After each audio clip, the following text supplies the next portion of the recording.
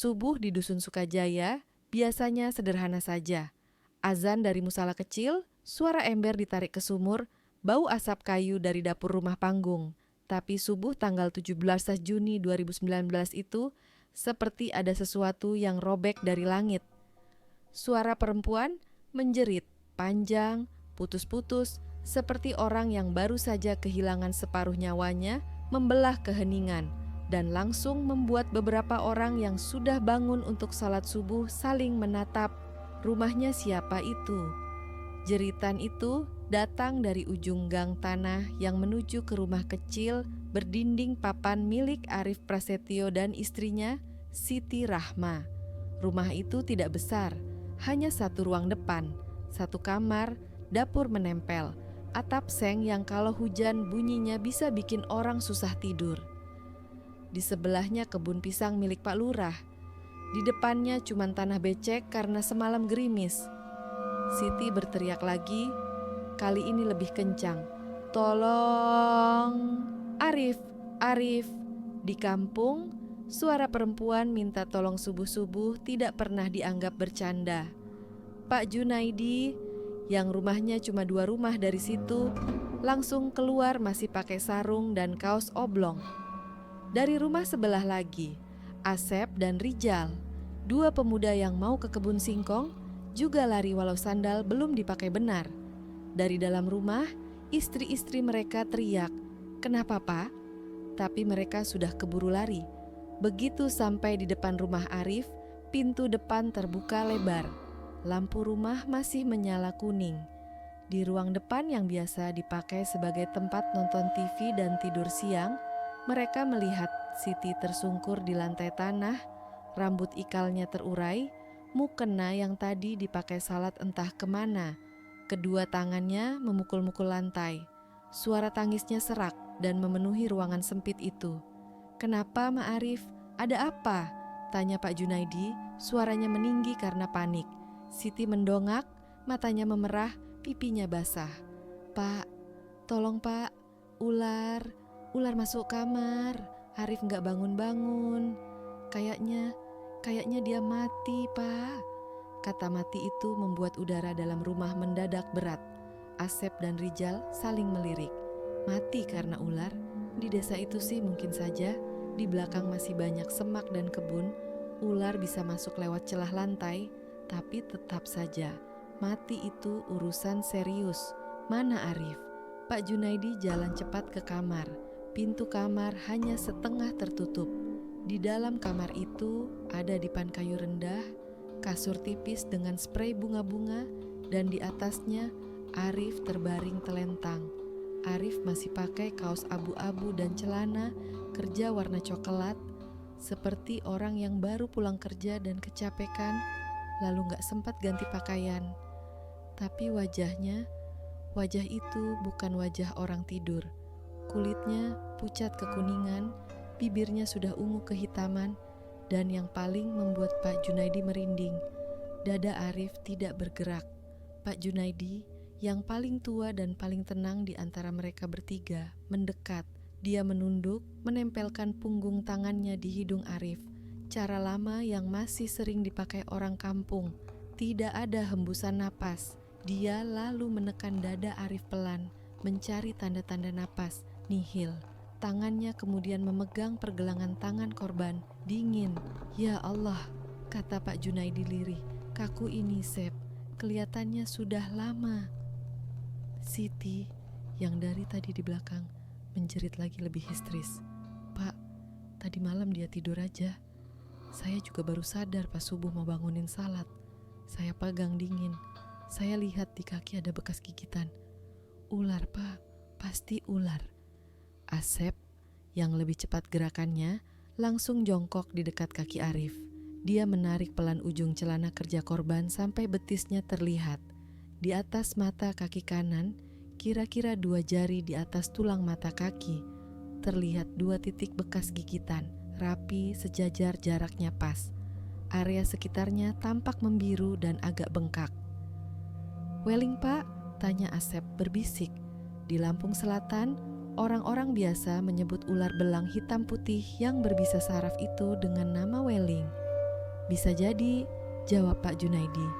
Kalau malam panas, ular bisa masuk. Lantai rumah mereka kan masih banyak celah. Asep berdiri dan menatap ke bawah ranjang. Saya cek bawahnya ya, Pak. Dia keluar sebentar, mengambil sebatang kayu dari depan rumah, lalu kembali dan mengaduk-aduk ruang gelap di bawah dipan. Lantai tanah di bawah ranjang lembab, ada beberapa pakaian lama ditaruh begitu saja.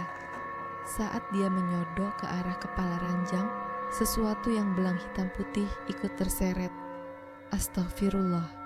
Asep kaget. Siti menjerit lagi. Rijal mundur satu langkah. Yang terseret adalah seekor ular belang, panjang kira-kira 1 meter lebih sedikit. Tubuhnya sudah lemas dan bagian kepalanya pecah seperti baru kena benda keras atau diinjak. Coraknya seram. Hitam pekat dan putih kotor bergantian. Buat orang kampung yang sudah tahu, itu memang tipe ular yang berbahaya. Kalau menggigit orang yang sedang tidur dan tidak ditangani cepat, bisa mati. Ini dia ularnya, kata Asep. Suaranya bercampur ngeri dan lega. Kepalanya pecah. Mungkin Mas Arief kebangun sebentar terus keinjak. Kalimat itu langsung jadi logika bersama di ruangan itu. Siti pun mengangguk-angguk kuat, seolah penjelasan itu yang ia nantikan. Iya, Pak. Iya. Dia capek banget soalnya. Pulang udah hampir jam 11. Kerja di kebun orang, angkut pisang, mana hujan gerimis. Dia cuma makan nasi sama tempe terus bilang, "Mah, aku capek, tidur duluan ya. Saya juga tidur di luar. Biar dia istirahat, mungkin ular masuk pas kami tidur." Cerita Siti masuk akal untuk ukuran pagi yang panik itu. Orang capek tidur pulas, ular berbisa masuk, bekas gigitan ada, ular juga ditemukan, dan di daerah yang masih setengah kampung, setengah kebun seperti Sukajaya, kejadian ular masuk rumah bukan barang baru. Di luar, suara orang mulai bermunculan. Teriakan dari rumah Arief sudah membuat ibu-ibu yang habis salat subuh, bapak-bapak yang baru mau ke kebun, dan anak-anak yang kepo pada datang. Rumah kecil itu jadi penuh. Beberapa ibu mencoba menenangkan Siti, menyelimuti bahu perempuan itu dengan kain, mengajaknya duduk. Tapi Siti selalu kembali ke sisi dipan dan meraung, memegang kaki suaminya yang sudah dingin. "Pak, kita lapor Pak RT dulu," kata Rijal. "Biar nanti Pak RT telepon kepala desa." Tidak lama, Pak RT, kepala dusun, dan Babin Kamtipmas yang kebetulan tinggal tidak terlalu jauh pun datang. Mereka masuk, melihat kondisi korban, melihat ular yang sudah mati, mencatat keterangan cepat dari Siti dan saksi-saksi yang pertama datang. Dalam catatan awal, mereka menulis, diduga meninggal akibat gigitan ular berbisa saat tidur. Karena keluarga korban, yang di situ hanya ada istri dan anak kecil, setuju dimakamkan cepat, sebab di kampung, jenazah sebaiknya jangan lama-lama. Maka Pak RT langsung mengumumkan ke warga bahwa siang ini akan ada pemakaman Arief Prasetyo. Warga pun mulai bersiap. Ada yang bersihkan halaman, ada yang pasang terpal di depan rumah, ada yang mulai menanak nasi untuk tamu. Di tengah semua itu, sebuah motor bebek warna merah berhenti di depan rumah. Perempuan berkerudung coklat turun dengan terburu-buru, masih membawa tas. Wajahnya cemas, matanya merah karena menangis di perjalanan. Dialah Lestari Purnama, kakak Arief. "Arief mana?" Suaranya gemetar. Siti yang tadi meraung-raung langsung memeluk Lestari.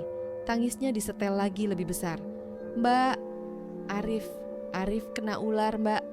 Arief ditinggal, Mbak." Lestari memeluk adiknya iparnya itu, tapi dalam pelukan itu dia merasakan sesuatu yang tidak pas. Tangisan Siti besar, tapi bahunya tidak bergetar lama. Matanya memang basah, tapi di sela-sela itu Siti sempat melirik keluar, seperti memastikan seseorang datang atau tidak. Lestari masuk ke kamar. Melihat adiknya sudah terbujur, dia tak kuasa menahan air mata. Arif adalah adik laki-laki satu-satunya. Mereka besar di rumah yang sama, makan dari piring yang sama. Lestari memegang tangan dingin itu, menunduk lama. Tapi di antara sedih dan doa itu, matanya memperhatikan detail. Luka gigitan yang sangat rapi, ular yang kebetulan ditemukan di bawah dipan, dan cerita istri yang terlalu lancar untuk orang yang baru kehilangan suami semalam. Lestari keluar lagi. Di ruang depan, orang-orang semakin banyak, dan di sudut ruang, duduk di kursi plastik hijau, Fajar, anak Arif, memeluk boneka mobilnya erat-erat. Anak itu tidak menangis, tidak lari-lari, tidak juga ikut panik. Dia hanya menatap kerumunan, menatap ibunya yang menangis, dan menatap pintu kamar di mana ayahnya terbujur. Di matanya ada sesuatu yang dewasa. Dia melihat sesuatu semalam, tapi Lestari belum langsung bertanya. Dia masih observasi, dan di saat itulah dia melihat satu hal lain yang menambah daftar ganjil di kepalanya. Seorang laki-laki berpakaian rapi, Budi Hartanto, datang lebih sibuk daripada keluarga sendiri. Dia langsung membantu angkat galon, mengatur kursi, menenangkan Siti, bahkan memegang lengan Siti lama, terlalu lama untuk ukuran tetangga. Budi ini orangnya memang dikenal supel dan agak kaya untuk ukuran dusun, tapi sikapnya hari itu seperti orang dalam. Lestari menatap pemandangan itu dengan hati yang mulai dingin. Ada yang enggak benar, pikirnya. Arif bukan cuma kena ular. Ini terlalu rapi, terlalu pas, terlalu kebetulan. Di luar, warga sudah beres memasang terpal. Suara orang menyiapkan keranda sudah terdengar. Proses pemakaman sebentar lagi dimulai. Kalau jenazah sudah ditutup tanah, tidak akan ada yang bisa membuktikan kalau kematian itu bukan karena ular. Lestari menatap lagi adik laki-lakinya yang mati tenang di dipan. Lalu menatap anak kecil yang tadi malam ada di rumah itu, dan terakhir menatap perempuan yang sekarang menangis sejadi-jadinya, tapi matanya sesekali kering. Dalam hati, Lestari berkata pelan, "Kalau benar kalian bunuh Arif, aku gak akan biarkan ini dikubur begitu saja." Siang itu, langit Mekarjaya pucat. Angin membawa bau bunga melati dari karangan di depan rumah Arif.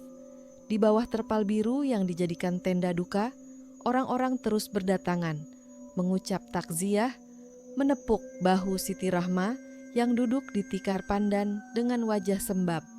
Sesekali ia menunduk, sesekali mendongak sambil menangis keras, sampai suaranya parau. Tapi Lestari Purnama yang duduk di sudut ruangan tidak benar-benar percaya pada air mata itu. Ia memperhatikan setiap kali orang ramai, tangisan Siti makin heboh. Tapi saat orang berkurang, perempuan itu justru diam, menunduk tanpa ekspresi, mata yang kering, bibir yang digigit, seperti sedang menahan sesuatu, bukan kesedihan, mungkin kegugupan. Di dekat jendela, Budi Hartanto lagi-lagi mondar-mandir.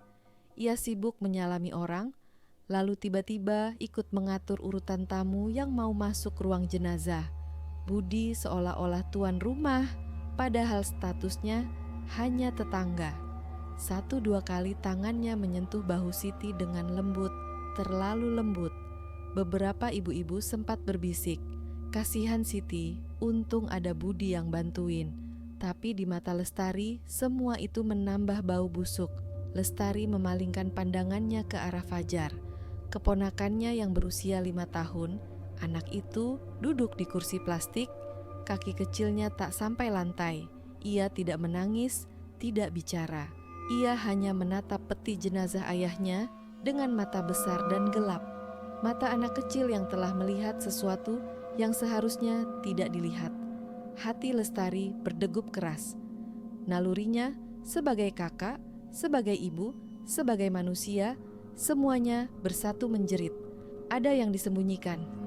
Tapi dia tahu, kalau menuduh tanpa bukti, Orang akan bilang dia gila karena kehilangan adik. Dia butuh satu hal saja, kata dari saksi yang tak bisa berdusta, anak kecil itu. Menjelang siang, tenda duka mulai sepi. Orang-orang pulang untuk makan. Tinggal beberapa laki-laki yang sibuk menyiapkan liang kubur di TPU belakang masjid. Lestari melihat Siti masuk ke dapur dengan Budi yang mengikutinya sambil membawa panci besar. Kesempatan itu ia pakai. Ia berlutut di depan Fajar, mencoba tersenyum. "Sayang, kamu masih ingat Tante Lestari?" Anak itu mengangguk pelan. "Tadi malam kamu tidur di rumah ya?" "Iya." "Tidur sama Bunda?"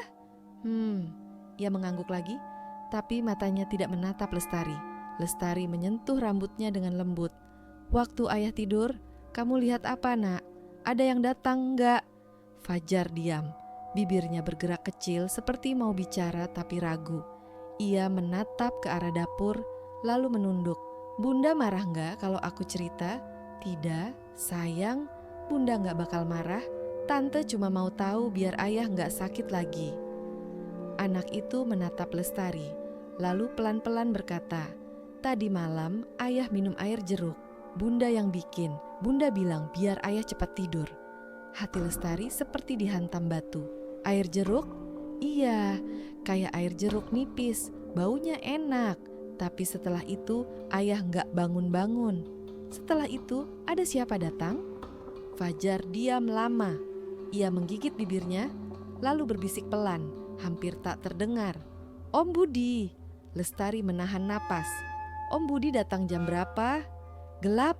Aku belum tidur. Aku dengar motor. Om Budi bawa tas. Bunda buka pintu. Pelan-pelan banget." "Kamu lihat apa yang ada di tasnya?"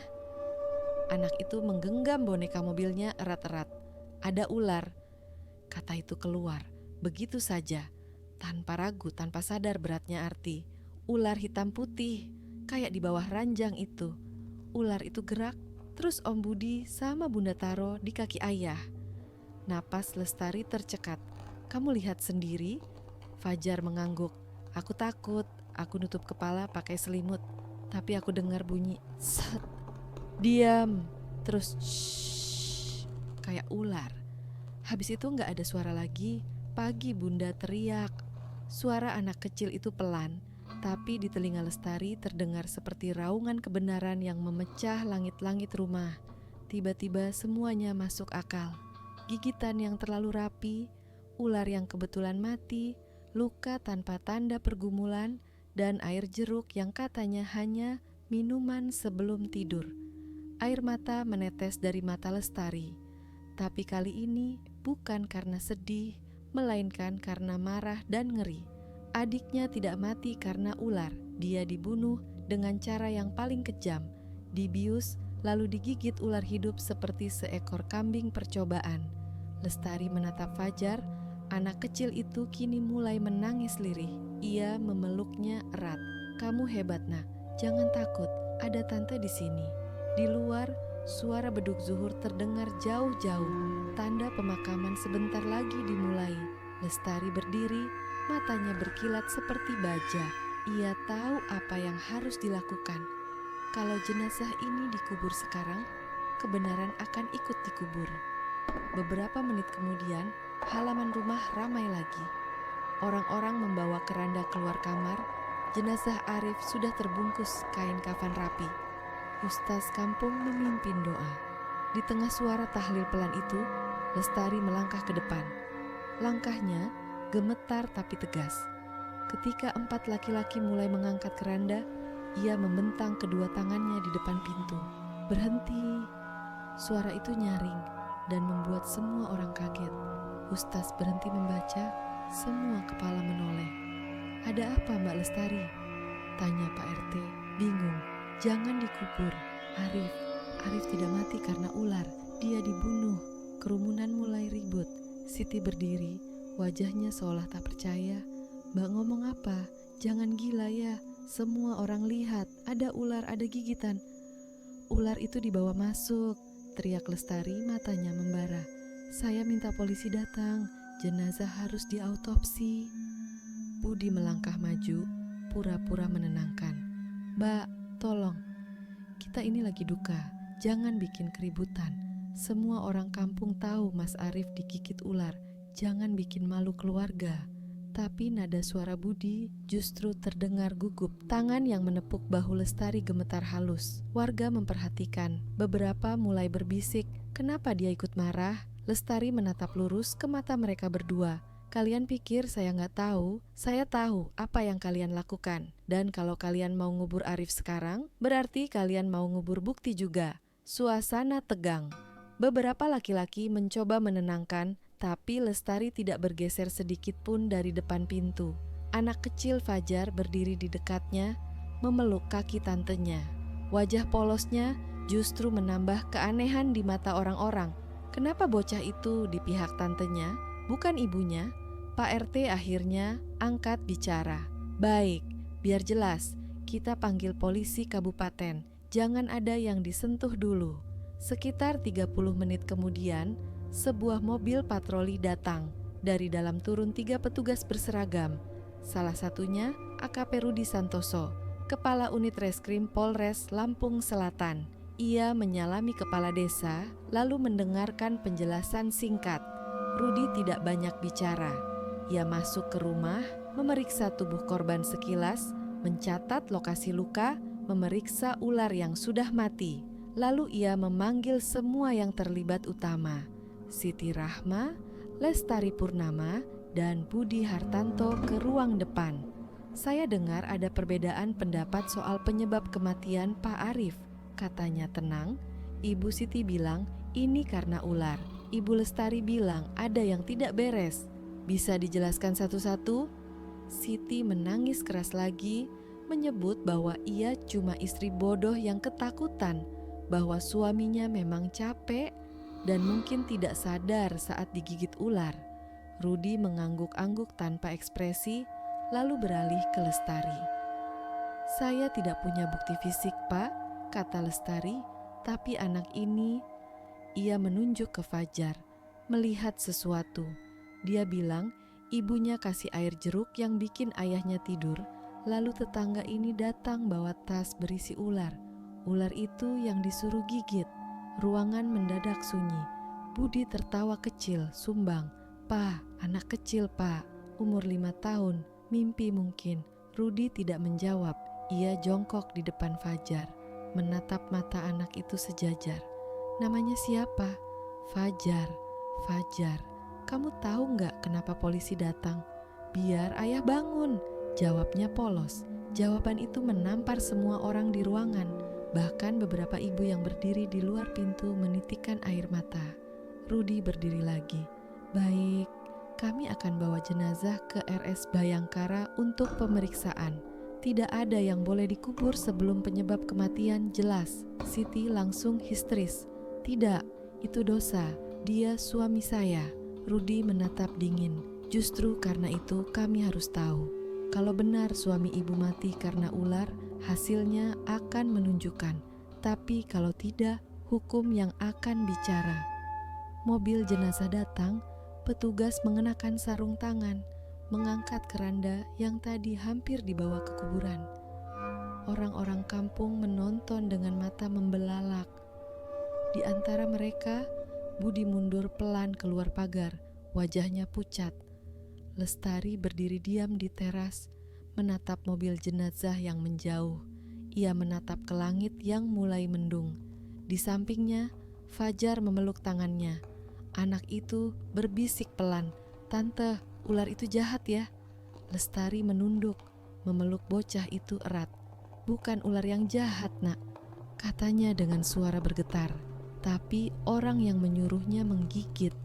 Dalam perjalanan ke rumah sakit, sirin mobil polisi meraung pendek, memecah sunyi jalan desa. Lestari menatap keluar jendela mobil yang menjemputnya. Pikiran berputar. Wajah Siti yang dingin, tatapan Budi yang panik, dan suara anak kecil yang baru saja membuka gembok misteri kematian Arif. Ia tahu ini baru permulaan. Kebenaran telah lahir dari suara kecil yang tak pernah diduga siapapun. Langit sore di Bandar Lampung tampak kelabu ketika mobil jenazah dari Desa Mekarjaya tiba di halaman RS Bhayangkara. Sirinenya sudah dimatikan, tapi sisa gema bunyinya masih menggantung di udara, membuat beberapa perawat yang sedang berjaga di pos depan berhenti menatap. Di belakang mobil, AKP Rudi Santoso turun pelan. Wajahnya tegas, tapi matanya menyimpan beban. Di dalam mobil itu bukan hanya jasad seorang petani, tapi mungkin juga sebuah cerita pembunuhan paling aneh yang pernah ia tangani selama jadi penyidik. Pastikan semua prosedur dijaga ketat, katanya pada petugas yang mendampingi. Tidak ada yang boleh mendekat kecuali tim forensik. Ruang autopsi RS Bhayangkara dingin dan berbau formalin. Lampu neon di atas meja bedah menyala putih menyilaukan, memantul pada pisau bedah yang sudah siap di atas nampan logam. Di ujung ruangan berdiri seorang pria parubaya dengan jas dokter putih yang sudah memudar warnanya, Dr. Hendra Ginting, dokter forensik senior yang dikenal teliti sampai ke hal terkecil. "Kasus gigitan ular lagi?" tanya Dr. Hendra sambil membuka sarung tangan karet. "Begitu katanya," jawab Rudi. "Tapi ada hal yang tidak masuk akal. Korban disebut mati karena ular. Tapi ada saksi anak kecil bilang dia dibuat tidur dulu. Saya ingin tahu, apakah ada racun lain di tubuhnya?" Dr. Hendra mengangguk. "Baik, kita lihat apakah ular itu benar-benar pembunuhnya." 1. Pemeriksaan luar. Seluruh tubuh Arif Prasetyo diperiksa. Luka bekas gigitan di pergelangan kaki kanan tampak jelas. 2 lubang sejajar, jarak antar lubang sekitar 1 cm. Sekilas, semua tampak seperti gigitan ular weling, jenis yang umum di daerah itu. Di sekitar luka, jaringan kulit membiru menunjukkan reaksi enzimatik racun neurotoksin. Kalau dilihat sekilas, ya, ini bisa menyebabkan kematian, kata Dr. Hendra. Tapi anehnya, tidak ada tanda kejang, tidak ada luka di lengan, tidak ada bekas kuku di spray atau dinding. Rudi menatap jasad di meja. "Maksud dokter, dia tidak berontak sama sekali?" "Betul, padahal racun ular weling itu menyakitkan. Orang yang digigit biasanya sempat menendang, memukul, atau minimal terbangun karena rasa panas dan nyeri." Dr. Hendra menunduk lebih dekat ke wajah korban, membuka kelopak matanya. "Lihat ini, pupil melebar sempurna, tapi tidak ada tanda stres mekanik. Tubuhnya seperti orang yang tidur nyenyak sampai jantungnya berhenti. Kalau begitu, bisa jadi dia memang sudah tak sadar sebelum digigit?" tanya Rudi. "Persis, saya mau kirim sampel darah dan isi lambung untuk tes toksikologi. Kita lihat apakah ada zat kimia yang membuatnya pingsan." 2. Menunggu hasil malam itu, Rudi duduk di ruang tunggu forensik sambil menatap lampu yang berkedip. Lestari duduk beberapa kursi darinya, memeluk Fajar yang sudah tertidur di pangkuan. Hujan tipis-tipis turun, membuat kaca jendela berembun.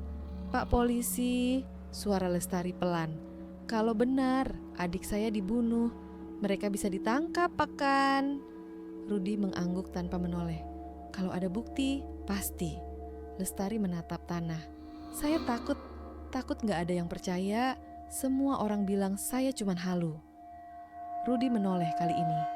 "Percaya saja pada anak itu. Anak kecil tidak bisa berbohong serumit itu. Saya sudah lihat banyak kasus. Yang paling jujur biasanya suara yang paling polos." Beberapa jam kemudian, Dr. Hendra muncul membawa berkas hasil tes sementara. Wajahnya serius. "AKP Rudi, hasil toksikologi awal keluar. Di darah korban ada kandungan tinggi zat zolpidem." Rudi mengerutkan dahi. "Zolpidem? Obat tidur?" "Ya, obat hipnotik. Hanya boleh ditebus dengan resep dokter. Tapi kadarnya dalam darah korban jauh di atas dosis terapi, setara dengan 5 tablet stul milgram. Artinya dia bukan cuma minum obat tidur. Dia dibius total. Seseorang mencampurkan obat ini ke dalam minumannya, membuat dia kehilangan kesadaran penuh. Setelah itu..." Ular bisa menggigit tanpa perlawanan. Rudy menatap meja autopsi yang kini sudah kosong. Jadi kematiannya bukan murni karena ular? Dr. Hendra menggeleng. Tidak, ini gabungan racun kimia dan biologis. Obat tidur untuk membuat korban lumpuh, ular untuk menyamarkan pembunuhan.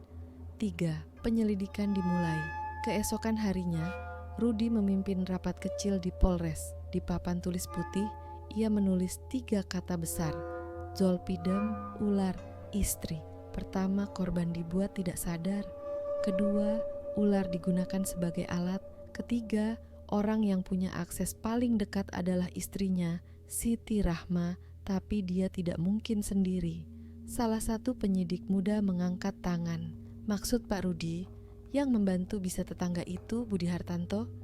Bisa jadi, keduanya terlalu akrab, dan anak korban bilang malam itu Budi datang bawa tas. Kalau begitu, kita bagi 2 tim. Rudy menatap mereka satu persatu. Tim 1, geledah rumah Siti Rahma. Tim 2, periksa rumah Budi Hartanto, cari sumber obat tidur, dan cari bukti soal ular. Jangan tinggalkan apapun. 4.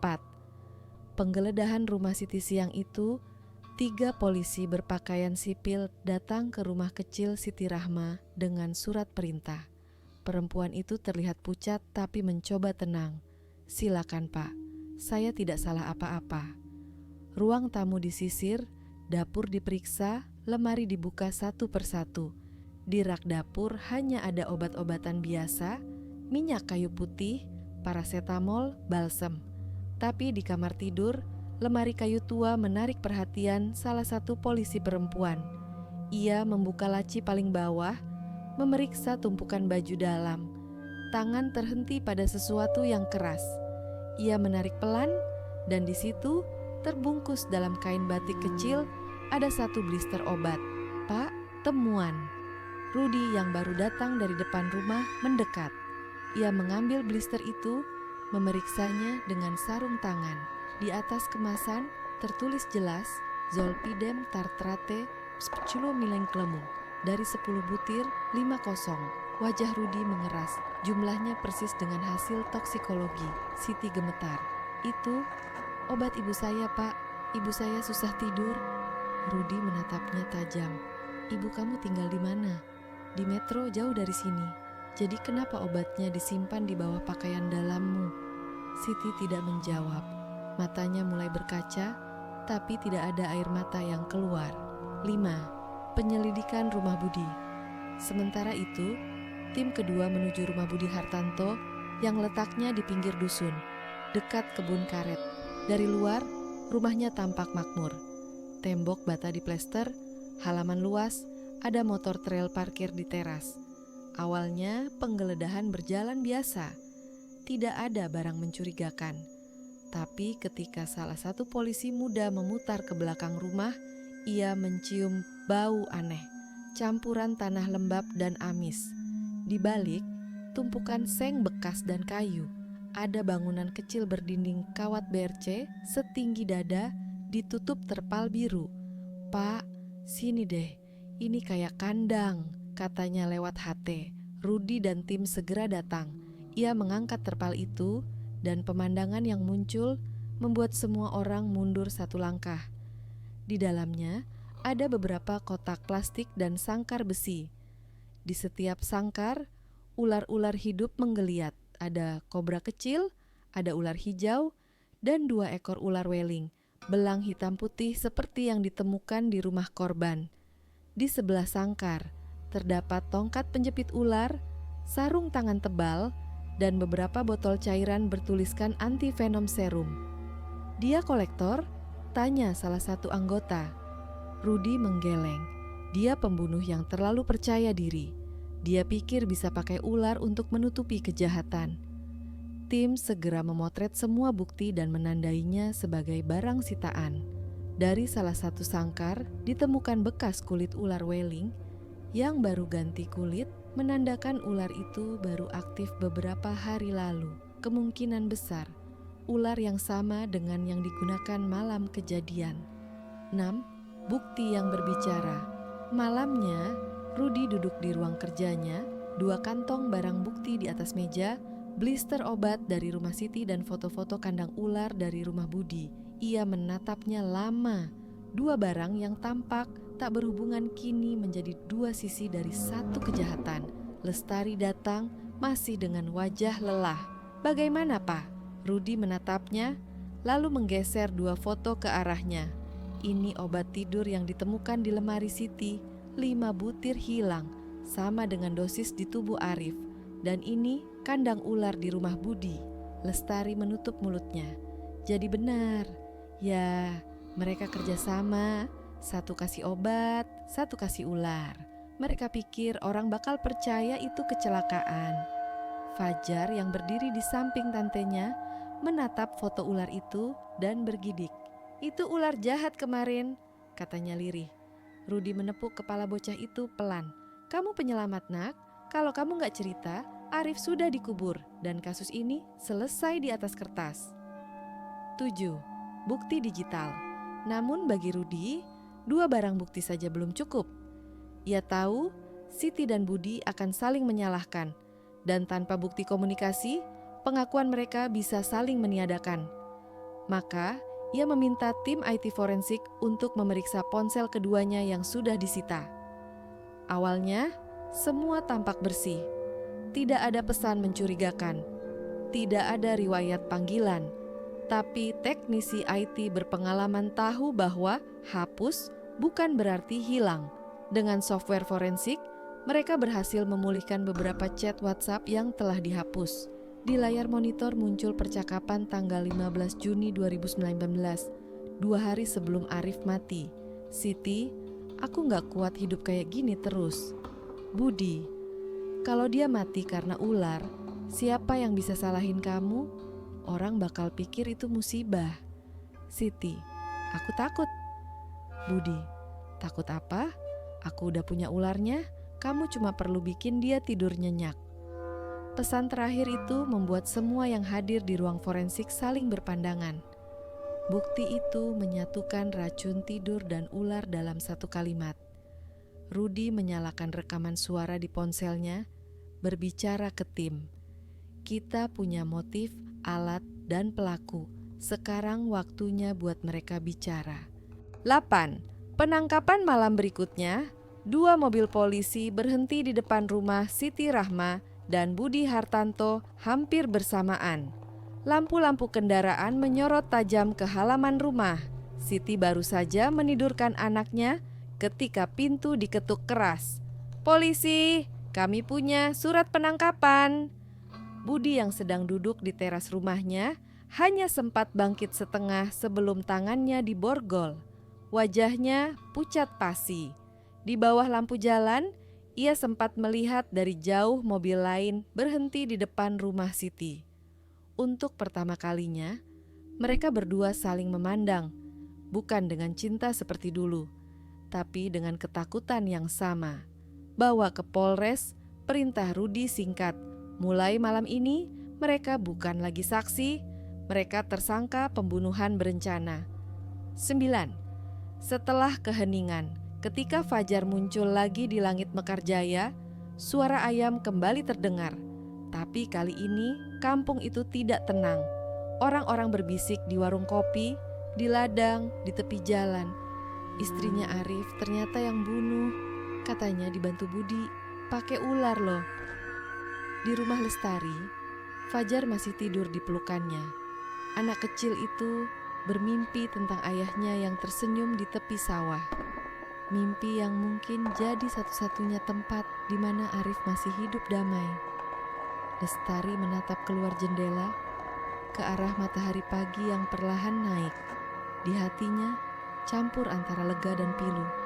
Ia tahu keadilan baru mulai bergerak, tapi setidaknya kebenaran tidak ikut terkubur bersama jenazah adiknya.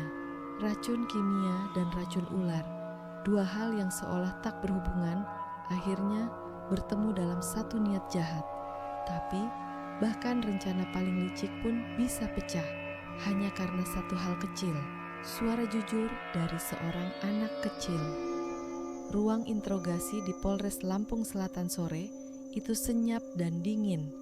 Lampu putih di langit-langit menyala tanpa belas kasihan, menyinari 2 kursi besi berhadapan dengan meja panjang.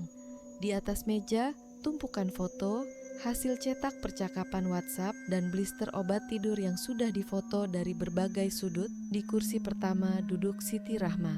Matanya bengkak, rambutnya setengah terurai. Ia masih memakai jilbab, tapi jarum peniti di bawah dagunya longgar. Tangannya bergetar, namun bukan karena takut, melainkan karena marah pada kenyataan bahwa semua yang ia rencanakan kini perlahan terkuak. Di ruangan lain, Budi Hartanto duduk dengan ekspresi dingin. Wajahnya yang biasanya percaya diri kini kaku. Tangan kirinya diborgol ke sandaran kursi, sementara di depannya ada segelas air putih yang belum disentuh. Di luar ruangan, AKP Rudi Santoso menatap 2 layar monitor. Satu menampilkan interogasi Siti, satu lagi Budi. 2 cerita berbeda, 2 kebohongan yang akan segera bertabrakan. 2 versi dari satu malam, ceritakan dari awal. Suara penyidik wanita di depan Siti pelan tapi tegas. Malam tanggal 16 Juni, apa yang terjadi di rumahmu? Siti mengusap wajahnya. Saya cuma bikin minuman buat suami. Dia capek banget baru pulang kerja. Saya tambahkan sedikit obat tidur biar dia bisa istirahat. Cuman 1 butir. Saya nggak tahu kenapa bisa kebanyakan. Saya nggak bermaksud apa-apa. Lalu siapa yang bawa ular? Siti menunduk. Itu Budi. Dia yang bawa. Dia bilang mau bantu bikin Arif kapok. Katanya biar digigit sedikit aja, bukan sampai mati. Bantu bikin kapok? Penyidik mengulang. Kamu sadar kamu sedang bicara soal manusia, bukan tikus. Siti mulai menangis. Saya nggak tahu bakal separah itu. Budi yang maksa. Saya cuma takut. Dia ancam akan kasih tahu semua orang tentang hubungan kami kalau saya nggak bantu. Penyidik menatapnya lama. Air mata yang jatuh terlihat tulus, tapi sudah terlalu sering ia melihat air mata seperti itu. Air mata yang disetel untuk mencari simpati.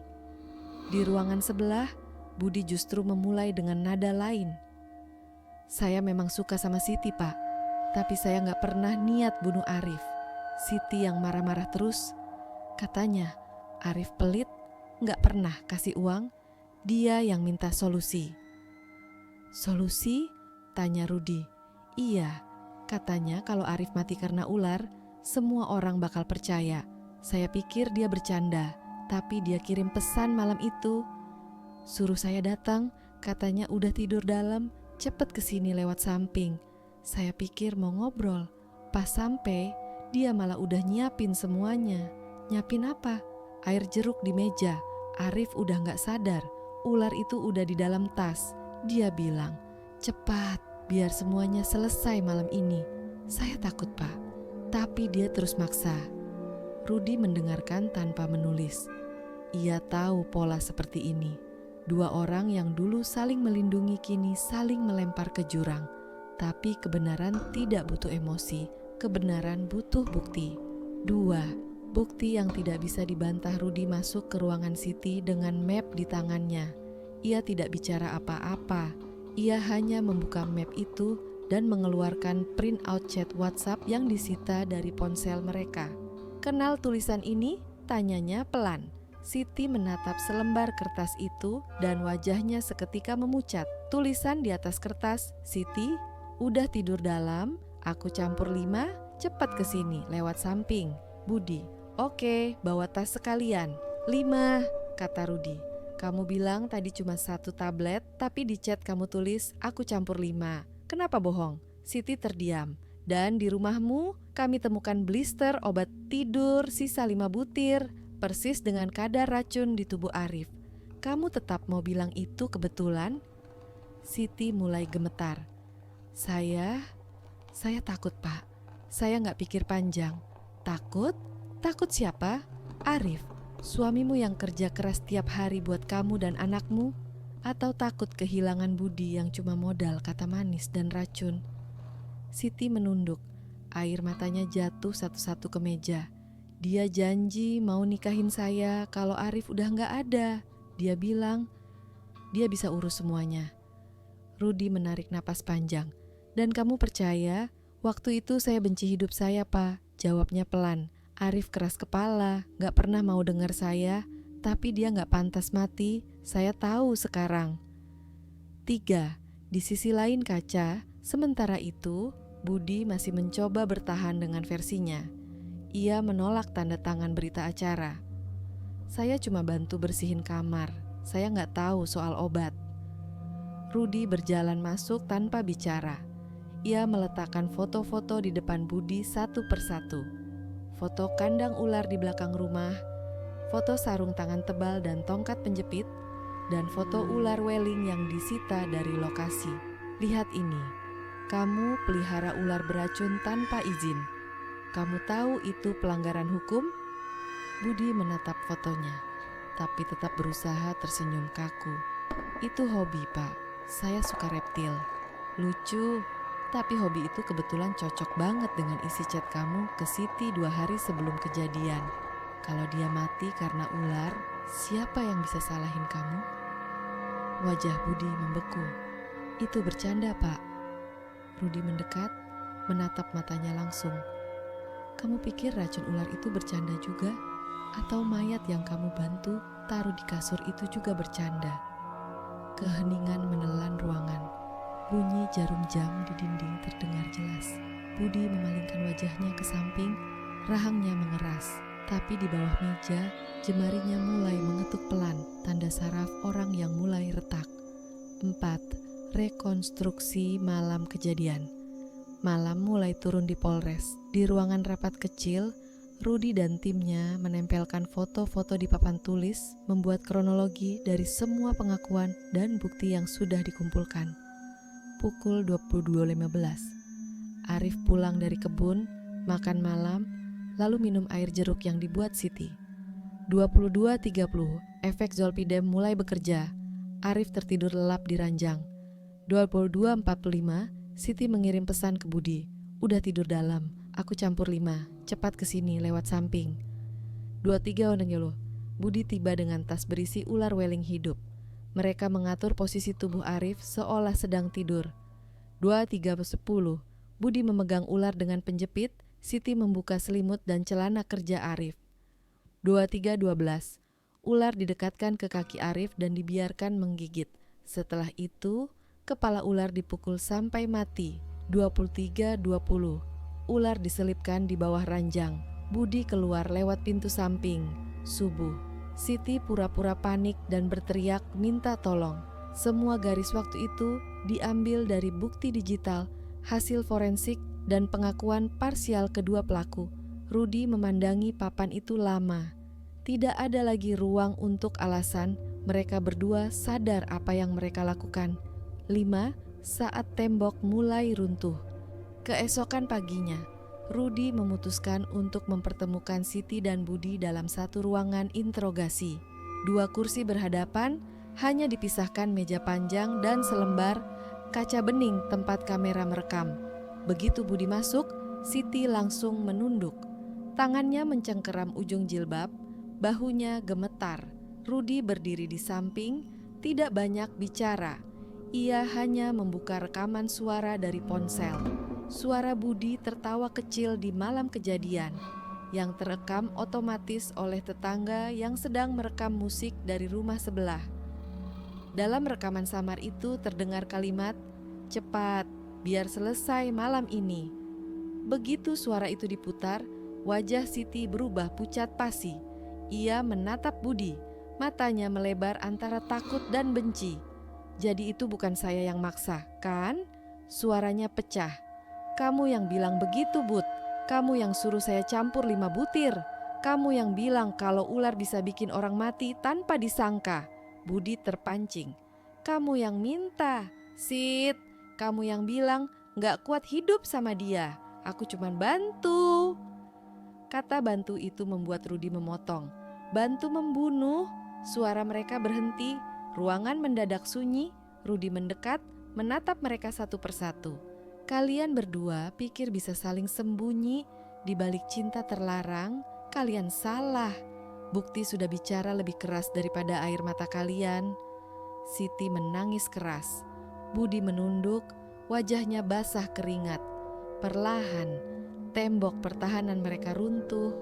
Nan, pengakuan terakhir Siti berbicara duluan. Suaranya serak tapi jujur. Saya cuma mau Arif nggak nyiksa saya lagi. Dia keras, Pak. Saya salah karena percaya Budi. Saya pikir kalau dia mati semuanya selesai. Budi menyusul, nadanya datar tapi matanya merah. Saya cinta dia, Pak. Tapi setelah kejadian itu, tiap malam saya mimpi ular masuk rumah.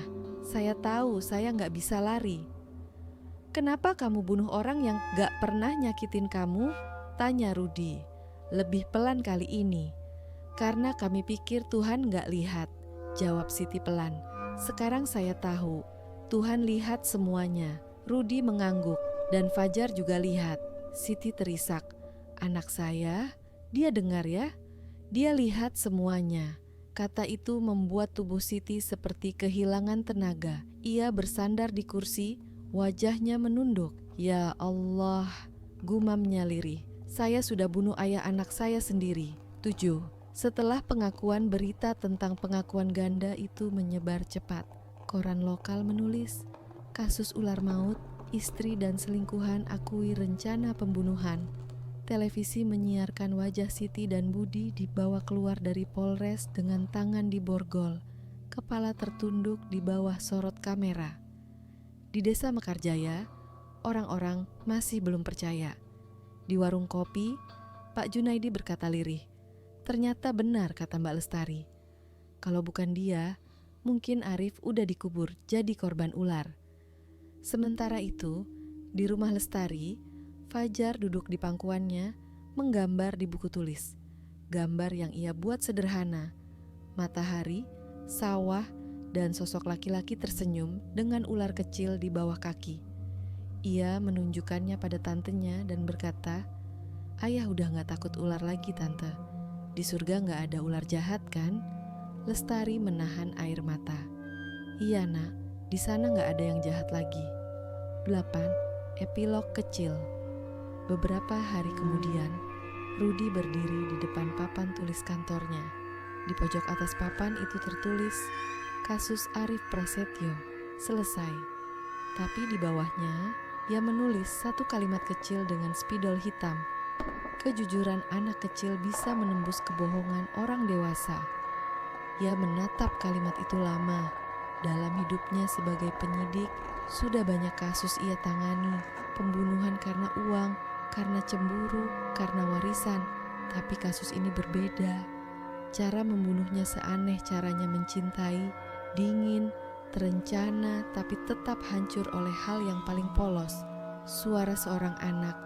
Dan ketika ia mematikan lampu ruangannya malam itu, ia tahu kebenaran, betapapun lama dikubur, akan selalu menemukan jalan untuk menggigit balik.